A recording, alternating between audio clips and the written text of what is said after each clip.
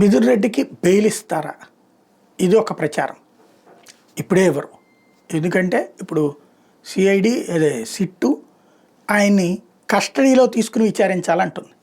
వారం రోజులు 10 రోజులు అడుగుతారు. కోర్టు దాదాపు 4 రోజులు 5 రోజులు ఇస్తుంది. మళ్ళీ కస్టడీలో తీసుకుని ఏ ప్రశ్నలు వేస్తారు, ఆయన అదే సమాధానాలు చెప్తాడు. అది అయిపోయిన తర్వాత 4 రోజుల తర్వాత ఇంకా మళ్ళీ కావాలని ఇంకోసారి పిటిషన్ వేస్తారు. మళ్ళీ అక్కడి నుంచి దాన్ని వ్యతిరేకిస్తూ వీళ్ళ పిటిషన్ ఉంటుంది. దాని మీద వాదోపాదాలు 2-3 రోజులు జరుగుతాయి. ఆ తర్వాత మళ్ళీ విచారణ ఇవ్వడమా లేదా అన్నది తేలుతుంది. ఆ తర్వాతన వీళ్ళు ఇది అక్కడ ఇష్యూ చేసేస్తారు. అప్పుడు బెయిల్కి అప్లై చేసేసుకోవచ్చు.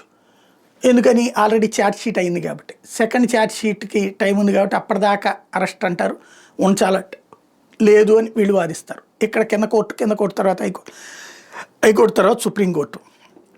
ఇమ్మీడియట్ బెయిల్ అయితే రాదు.